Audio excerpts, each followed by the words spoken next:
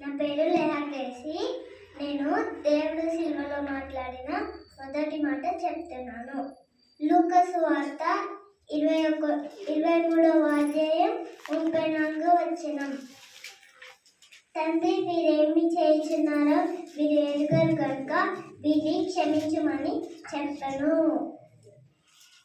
దేవునంత కొడుతున్నా కూడా దేవుడు ఆ దుంగలని క్షమించిండు. మనం కూడా ఇతరుల పట్ల క్షమించాలి.